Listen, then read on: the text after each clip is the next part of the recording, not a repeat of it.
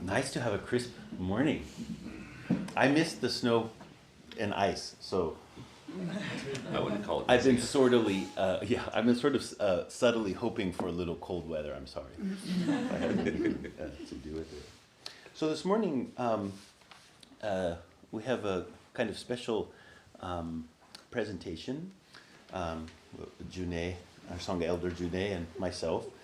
And in way of introduction, I want to talk about this fundamental principle in Buddhism, which is called en in Japanese. And it gets translated often as something like karmic conditions or karmic circumstances or subtle connections.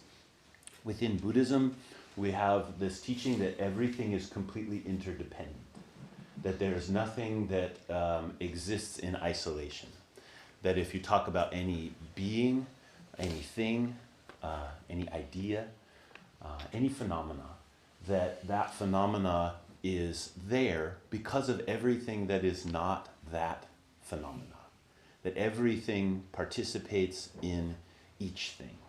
This is a kind of fundamental doctrine within Buddhism. In Japanese, the character for en, you can write another character that's pronounced en, but it's a different character, originally coming from Chinese, and that character means circle.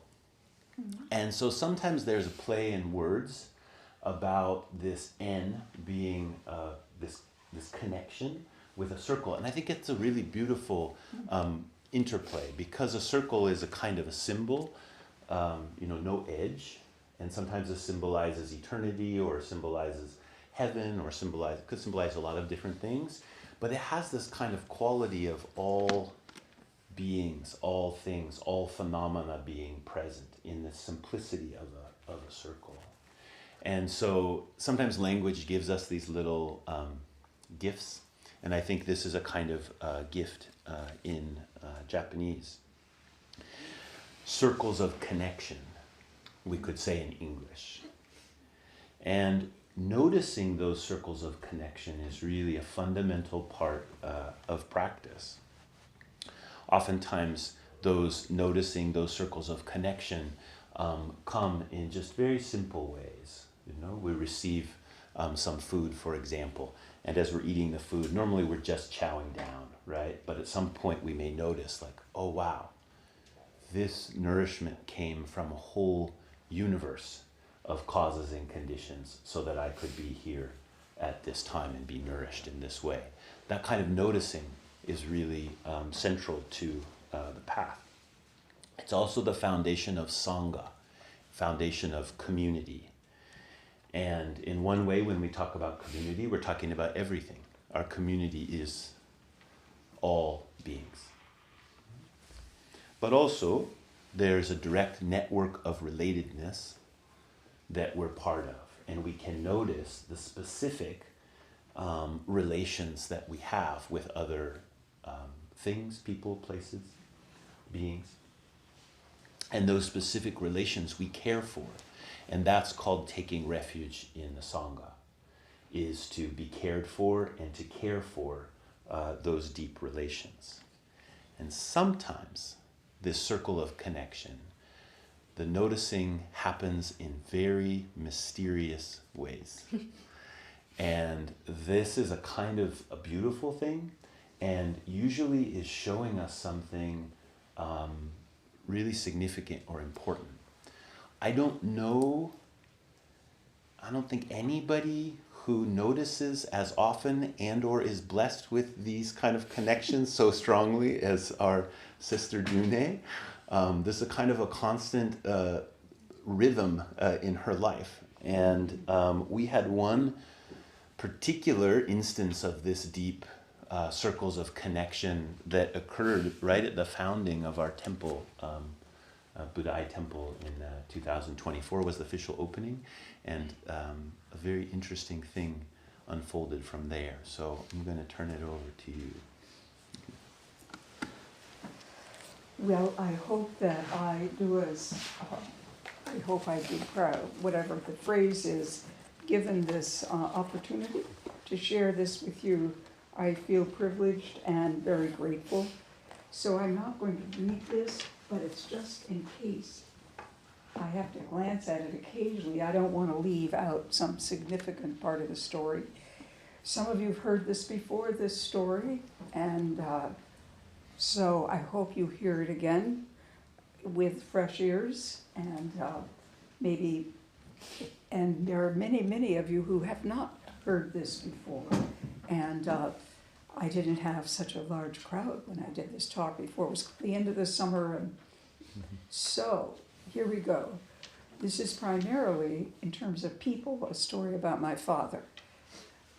He was enlisted in the army during the Second World War in 1941. I think he was about, I don't know, not very old, maybe 21 by then. And as you all know, I hope you all know, that's the early stages of the Second World War. He was he enlisted in the infantry, and through that process of training became a sergeant. In those days, the infantry were ground troops, and they usually made the main charge, and this was when people still fought each other. He was trained, the training was in the Mojave Desert, and I think in 1943, the Japanese army had occupied the Aleutian Islands of Attu and Kiska. The Aleutian Islands are in the Bering Sea off the coast of Alaska. Alaska was not yet a state, but the United States, I believe it was a territory. The United States did not like the Japanese being embedded there because that meant they had control of shipping lanes. Also, it put them in what some people feared was bombing distance of the West Coast. This was a reality. Certain cities sometimes had blackouts, and many people thought that Japanese bombers could have reached the West Coast.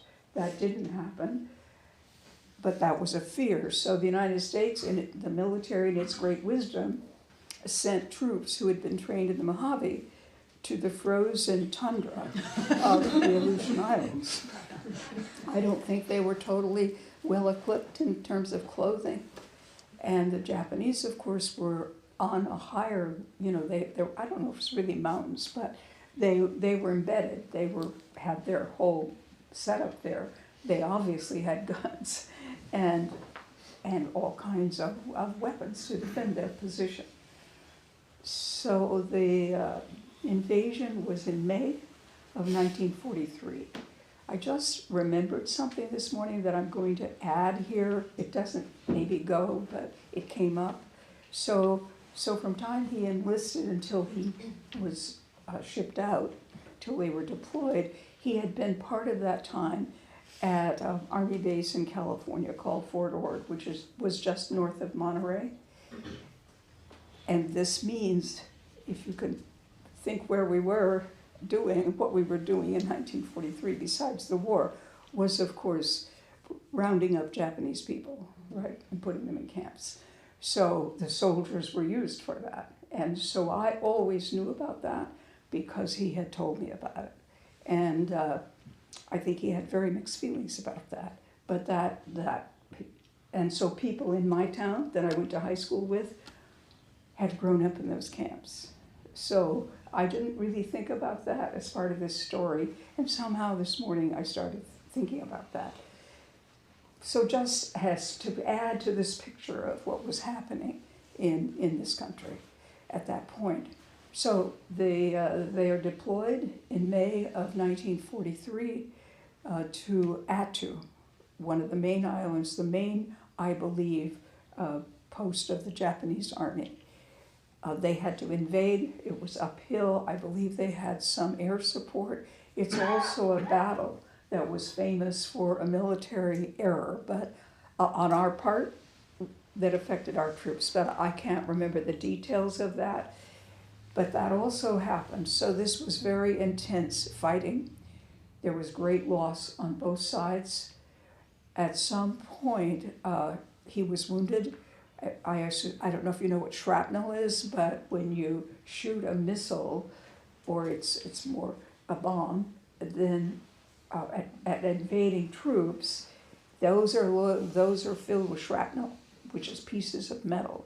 So they can wound a person all over, maybe not kill them, but there could be many wounds from shrapnel. And so that's what happened to him. He was wounded at some point and shipped home on a really kind of nightmare experience on the hospital ship, which brought him back to San Francisco.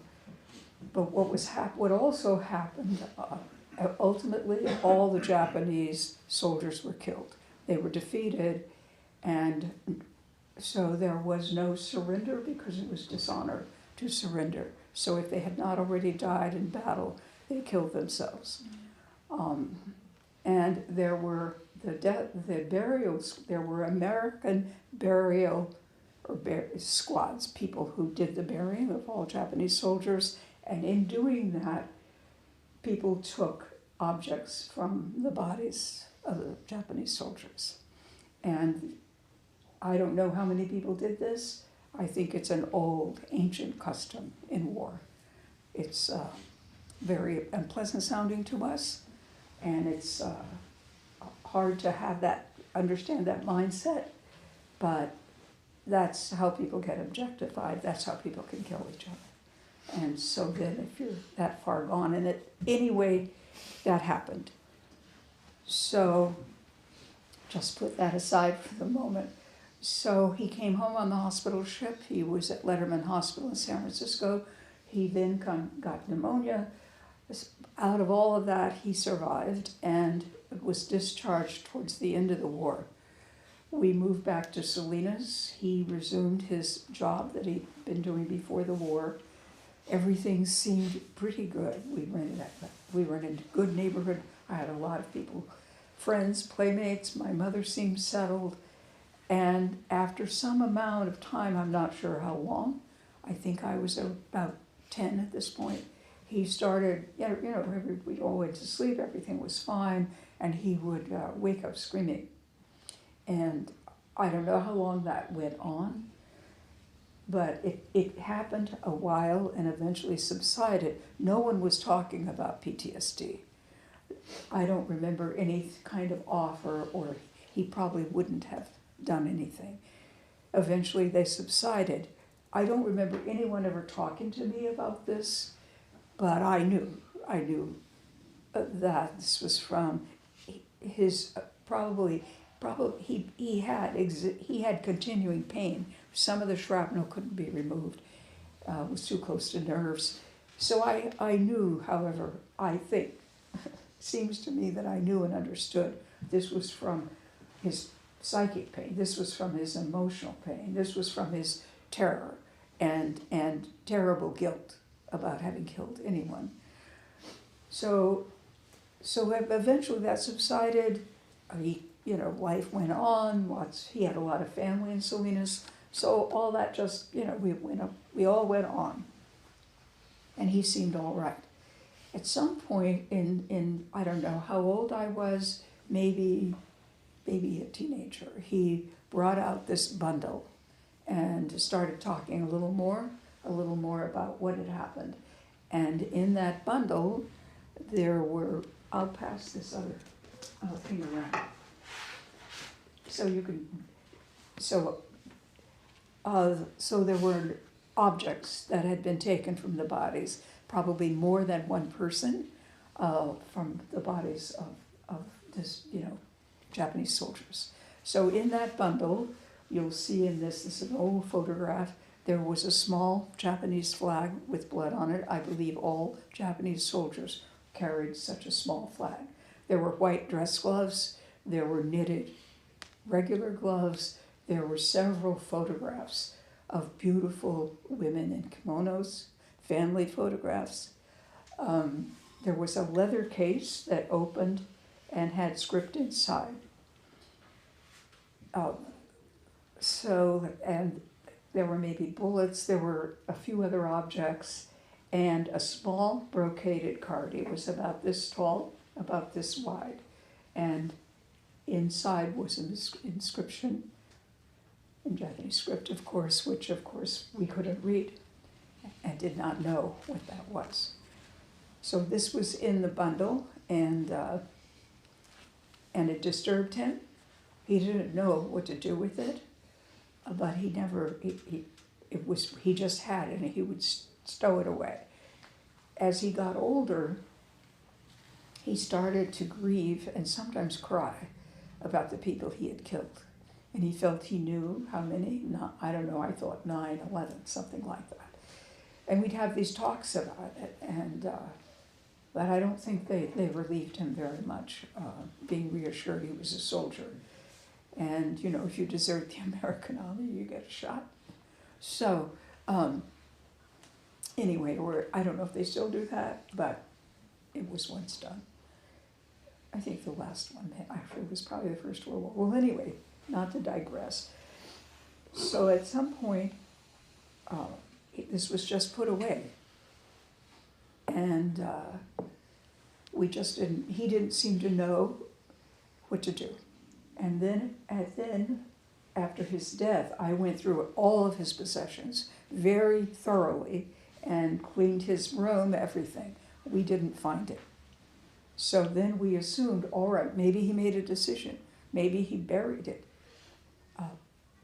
But that was it. So then my older son, Robert, was cleaning the rafters of the garage, which we hadn't touched before, and he found it. So I don't even know how my dad in his later years got up there, but he had stowed it away as far from anyone seeing it. I think he just didn't know what to do, but he could not get rid of it, which is also quite amazing.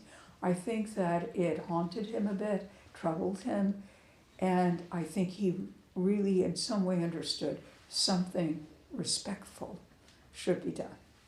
It should not be ever treated as trash, that this represented the lives of human beings.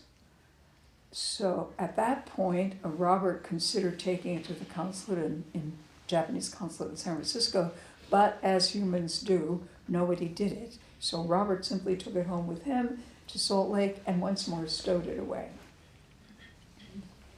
So moving forward to us having moved here, the Eugene Sangha, after Ejo had arrived, became our priest and teacher. From that small group, we had moved here by 2002. By 2005, there were 4 of us who were going to do Jukai that spring, April 15th, 2005. 2 of those other people are here this morning. And we were early on. There had been a group before us and another single individual, but we were the second crew, so to speak. And that was happening in April. And simultaneously that spring, Chosen Bays, who's the priest at Great Vow and Zen Community of Oregon, was her 60th birthday, was on the anniversary of the bombing of Hiroshima, August that year, the same day. So she wanted to do something related to that. And she started a Jizo project. Some of you here might remember all those gatherings. So Jizo, Bodhisattva, there's a beautiful statue in the children's room of Jizo carved by a previous Sangha member.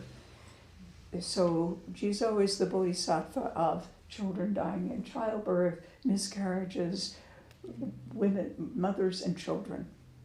And so she wanted to take as many, like about this big, like, those small Tibetan prayer flags that we get, well, about that size, a little bigger than that. And she wanted to take, really, I think her original goal was as many as people had died in Hiroshima. I don't know what the number ended up being, but we did a lot here. So we would sit around, gather a group of people off and on that spring, making Jizos. And somewhere in all of that, doing that, thinking about that, the bomb, which of course I remembered, and I got this notion. I thought, oh, maybe Ejo could take this bundle back to Japan. Maybe there's a way. So I asked you, and he said he had to ask his teacher, and his teacher said, yes, bring it. So it could not be mailed. And I had invited my kids, of course, to Jukai. I didn't know if Robert would make it. He was working, he had a young child. But if he couldn't come and bring it, then I was gonna fly and get it. This is it, this is the opportunity. If I have to do that, I will. Well, Robert ended up being able to come and bring his 3-year-old daughter and the bundle. And my other son, my younger son was here, my daughter, a couple of granddaughters. So the night before our Jukai, as a family, we sat and looked at it all together again and talked about him, talked about how it was for him coming home, going back to his hometown, the feelings and attitudes at that point about the enemy.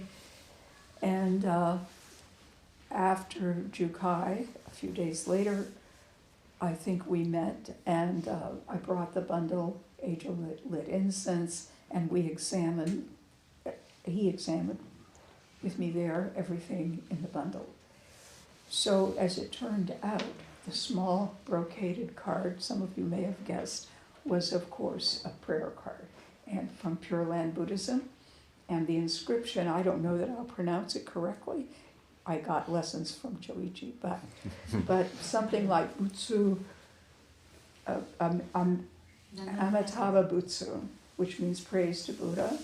And that was, I don't know, I don't hope not to cry, but that was a moment that, I don't know, I couldn't, it was so much to take in, that these people that were killed, we were practicing the same faith. With a little variation, perhaps. Anyway, so it got bundled up.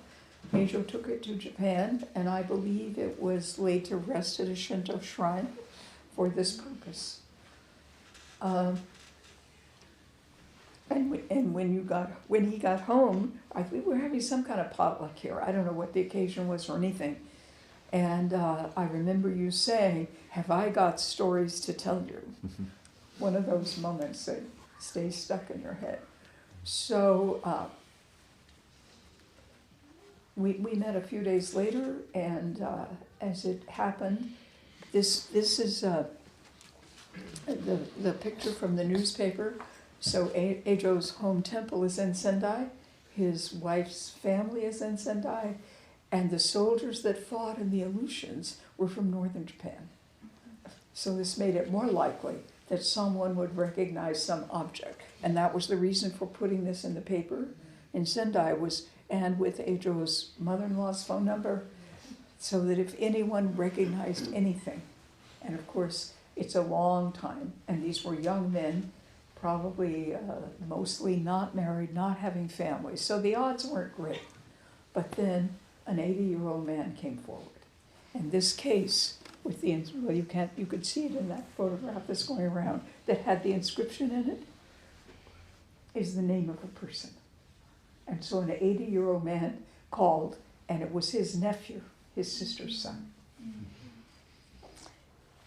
And again, it was, somehow it was enough that one person had received a miracle, because I don't think people probably knew very much about how their sons, nephews had died.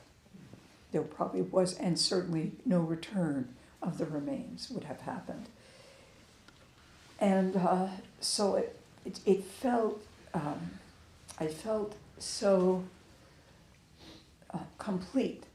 And I felt that if such things happen, and if in some way my father felt that energy, I think he was released. And I think I wrote some things to end this with. Actually, I wrote this whole thing in my memoir class, but, and I think maybe I left things out. I don't know. But I just want to read a little bit that I ended this with. One of the things I thought a lot about is how this story expresses the flow of the Dharma. And Ejo's already talked some about I had been thinking about the N and the E. So, so certainly there's that. And I just want to read a few things I wrote at the end. I don't have specific words, although I guess I do, for how this story expresses the flow of the Dharma. For me, these events are a validation of my faith, of my connection to my teacher, to the path, and I think that's the best word. An affirmation is perhaps a better word. So for me, and I think, I've told this before, but every time I have these moments in it where I'm amazed and obviously feel like crying. But I just want to say in great gratitude to my teacher, Ejo McMullen, to his teacher who blessed the bundle, and to my son Robert for keeping the bundle safe.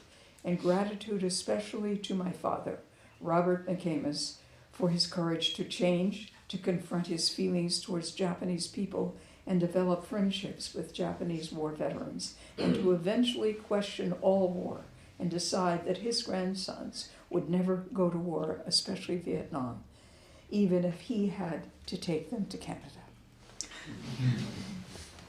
So thank you.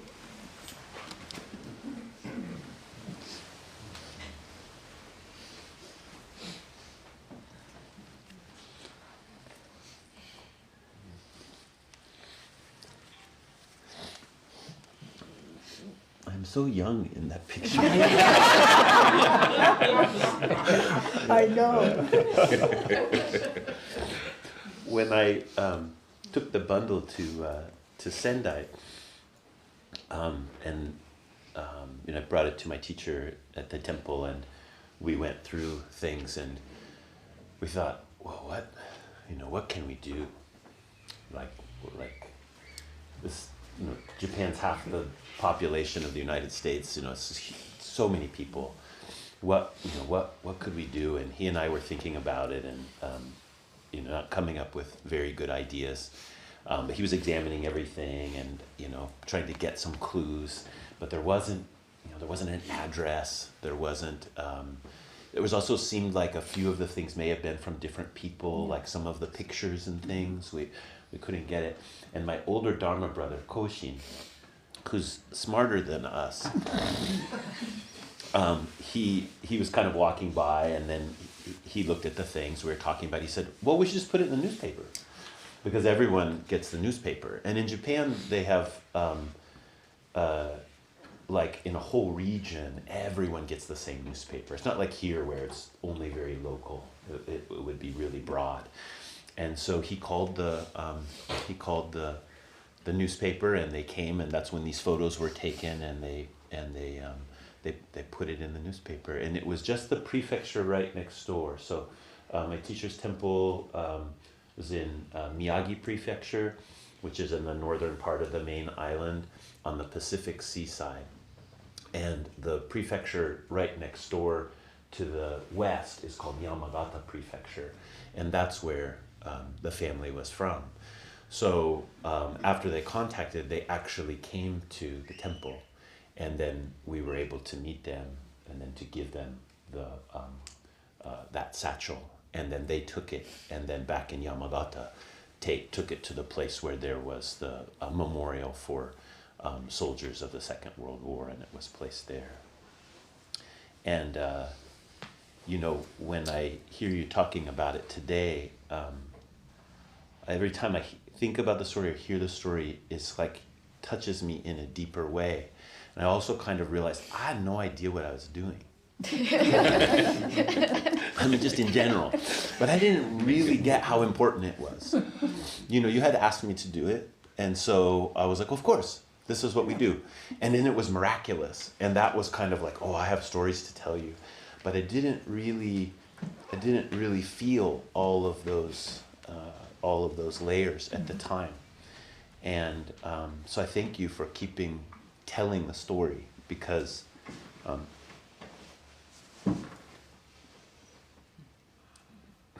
it wasn't very long ago that our fathers and grandfathers were killing people who came to become my fathers and grandfathers. It's kind of amazing that, we're talking about 75 years where we are now from that point. And that's that's like one person's lifetime. It's not so long. And the work we do to honor those connections, I don't have a lot of opinion about the war. It just other than war is awful. Yeah. But who was right or who was wrong or what could have been this or could have been that. But when I,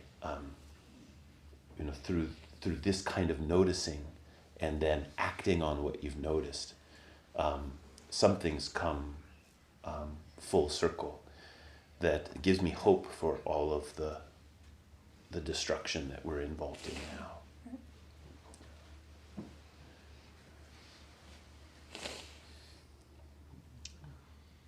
Any questions or comments from people? I want to thank you so much. Deep gratitude for your story.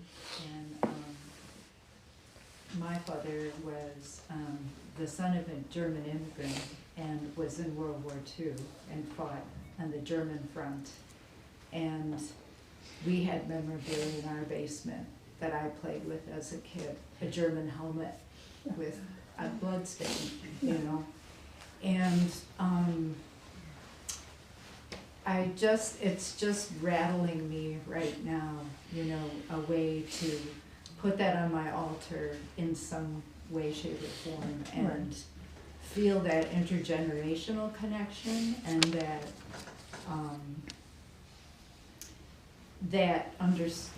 deep understanding of war and the tragedy of it, and offer that up in some way. And I thank you so much for your relating the stories and engagement. Thank you. Thank you. Jun-e, thank you so much. Thank you so much, sort of echoing what Hojo-san said, for holding the stories and for your words and your writing, and your straightforward wisdom. And today what really struck me is, I think karma is one of those teachings that I think a lot of convert Buddhists, we just sort of don't quite know what to do with, really. We think about it in really mechanistic ways, or we just dismiss it. And it's so healing to hear this story of karma. It's just so healing and inspiring.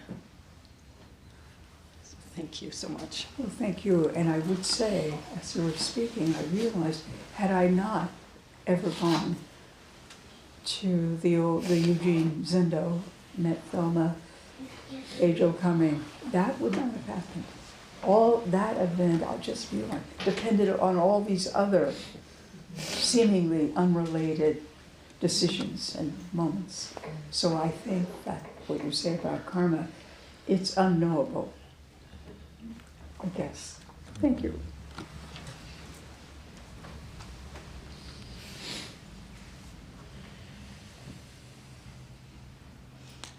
Jun-e, I just want to thank you again for telling this story. Thank you. Because I may have forgotten some details, but I think that you brought forth some little subtle things that maybe weren't there in the earlier telling. And it's such a reminder of what is being held here, what can happen when we are able to come together. And then I think Ejo was, bringing a piece again, and one forgets. And it's such an important story of the faith, in a sense, Right, the that faith. happens when one steps forward and holds this. Right. And as Angel said, it's kind of miraculous, really, that it all settled. And so thank you for your place in holding this, and your father, and your son, and Angel, and the family, all of that connect. Well, thank you, and thank you for being around from the beginning. My pleasure. One thing I wanted to call attention to is the circles of connection. If we go back to that image, the way that a circle connects all the way around, and there's something that can be understood, something that can be released, something that can be healed. It's also really important in that for us to realize most of the circles are never seen. So the karma and the suffering that still exists for people from that particular set of conflict mostly is not resolved. Mostly is in the hearts, our hearts, Japanese hearts, Chinese hearts, Korean hearts, Southeast Asian, South Pacific, and we're just talking about the Pacific theater right now. That the wounds of all of that are unfathomable. And so when we have an instance of being able to see the karmic connection, it comes forward as a circle like this, it's really incumbent upon us to dedicate the merit of that. That would be a traditional Buddhist way of talking about it, dedicating it to the healing that is needed for all of the unresolved karma. So any moment of resolving karma should be dedicated to this larger thing, and our hearts being open to the myriad ways in which people were damaged through that particular set of conflict, which didn't start with World War II or end with World War II. But there's a practice in that is it brings us into a path in which we to be real peacemakers. That's the path that we have to walk. There's no way to walk in the path of peace being against anything, and so the real resolution comes in that kind of process. I will just say one more word, we can close. I think by the time I was 13, I had decided I was a pacifist. And I used to have these big conversations with my father about all these things, and I never changed my mind about that. I'm hesitant to speak something right now because I'm feeling so emotional. It's fine, it's fine. Well, there's a couple things I want to share. I think the first is that I found this moment itself very miraculous, because during my I'm kind of going through the big process the last couple of weeks and trying to figure out a lot of things in my life, and yeah, so just thinking about my past, my future, and the now, and the connections, and then at the meditation today, the things that exactly came up for me is I was thinking about my mother and my grandmother and the lives they have experienced, and how it led me to be here. So I think it's really miraculous that the topic today is about karmic conditions, and I found deep resonance in this idea of circles of connections, and I think, yeah, like exactly what Ejo was saying earlier. I don't know how much personal stories to share, but I thought about just the sufferings that my grandmother and my mother have experienced, and how my suffering is an inevitability, and it makes me feel a deep sense of responsibility to bring healing, not only for myself, but for the sufferings that I'm noticing in the people around me, especially people of my lineage, cultural lineage. And so I just wanna share this acknowledge this miraculous moment, how all these words speak so much to me in this moment.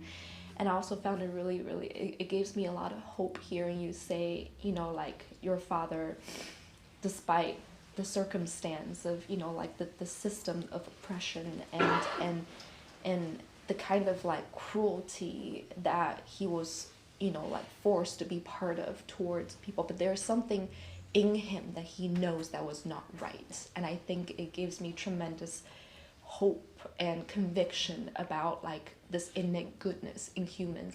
There's this voice that we know what is the right thing to do, and that is within every single human. So yeah, thank you for sharing that. Could you say your name? Danqing. Say- Danqing. Dancing? Danqing. Oh, dancing. Yes. Is that close, maybe? Thank you so much. That was beautiful, and thank you for sharing. Yeah.